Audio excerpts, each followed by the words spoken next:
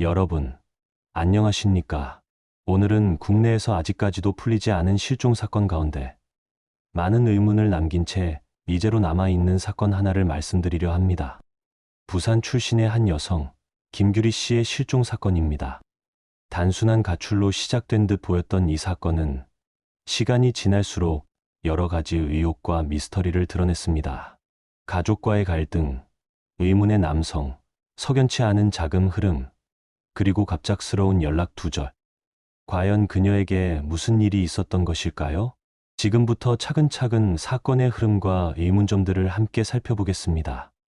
김규리 씨는 1982년 부산에서 태어났습니다. 아버지는 의사였고 일남 이녀 중 둘째 딸이었습니다. 어린 시절부터 성실하고 내성적인 성격을 보였고 미술에 관심이 많아 대학에서 미술을 전공했습니다. 대학원까지 수료한 뒤에는 부산의 한 미술관에서 전시 기획 업무를 맡으며 사회생활을 이어갔습니다. 겉보기에는 평범하고 안정된 삶이었습니다. 하지만 2017년 그녀의 일상은 점차 흔들리기 시작합니다. 2017년 11월, 늘 늦어도 자정 전에 귀가하던 그녀가 새벽 2시가 넘어 집에 들어오는 일이 생깁니다. 걱정한 어머니가 이유를 물었지만 아무 대답이 없었습니다. 다음 날 역시 늦게 귀가했고 어머니가 추궁하자 또래들은 이런 일로 간섭받지 않는다며 크게 화를 냈다고 합니다. 그리고 결국 신분증과 여권, 통장 등 중요한 물건들을 챙겨 집을 나가고 맙니다. 며칠 뒤 어머니에게 한 통의 문자가 도착했습니다. 서울에서 고민하다가 강원도로 왔어요. 성인으로서 선택하지 못하고 남의 결정에 따라 살아온 게 너무 한심합니다. 죽고 싶을 만큼 싫어요. 집으로 돌아가는 일은 없을 겁니다. 충격적인 내용이었습니다. 어머니는 걱정스러운 마음에 곧바로 50만 원을 송금했지만 이미 그녀는 가출 전날 거액의 자금을 정리해둔 상태였습니다. 특정금전 신탁 5천만 원을 환매하고 계좌 잔고를 모두 인출해 둔 것이었습니다. 위치 추적 결과 그녀는 강원도가 아니라 부산 기장군에 머무르고 있었습니다. 이 소식을 들은 가족들은 얼마 전 그녀가 소개받았다고 말했던 홍 씨라는 남성을 떠올렸습니다. 홍 씨에게 연락했지만 그는 이미 결혼 날짜까지 잡았다. 김규리와는 연락하지 않는다. 라고 말했습니다. 하지만 조사 결과 김규리 씨는 가족에게 거짓말을 했고 그와 지속적으로 연락하고 있었습니다. 실종 2달 뒤 2019년 1월 21일, 그녀는 이모에게 문자 메시지를 보냅니다.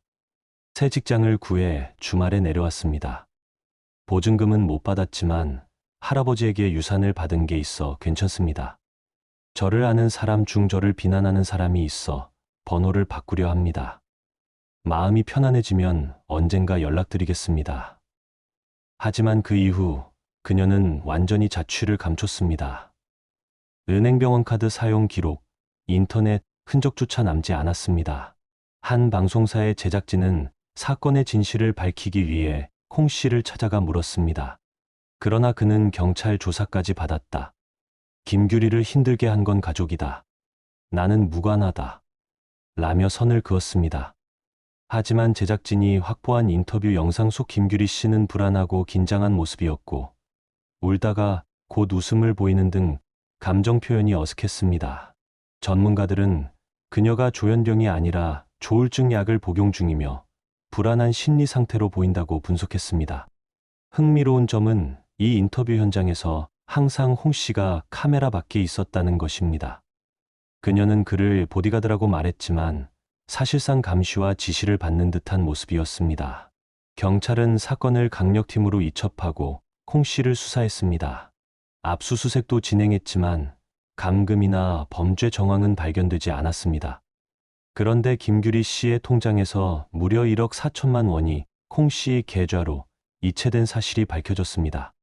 홍 씨는 돈을 맡아준 것뿐이며 김규리에게 내 신용카드를 줬다. 라고 해명했습니다. 또한 실종 직전 홍 씨의 카드로 여행 가방 3개가 구입되었습니다. 누가 샀는지는 불분명했고 CCTV에도 기록이 없었습니다. 사건이 장기화되자 일부에서는 종교적 연관성도 의심했습니다. 실종자가 달라진 태도를 보였고 가족을 고소하기도 했다는 점 때문에 가스라이팅 가능성이 제기된 것입니다. 실제로 그녀가 머물던 기장에는 특정 종교 단체가 있었고 해운대 역시 신흥 종교 문제로 논란이 있던 지역이었습니다. 정리해보면 김규리 씨 사건은 몇 가지 뚜렷한 의문점을 남깁니다.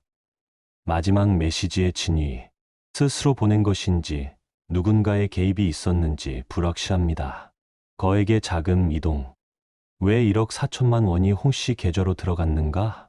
여행 가방 3개, 단순한 이사 준비였는지 혹은 더 무서운 의미가 있는지, 홍 씨의 역할, 단순한 지인인지 사건의 중심인지, 종교나 가스라이팅 가능성, 심리적 통제 속에서 가족과 단절했을 가능성. 현재까지도 김규리 씨의 행방은 오리무중이며 사건은 수사가 중지된 상태입니다.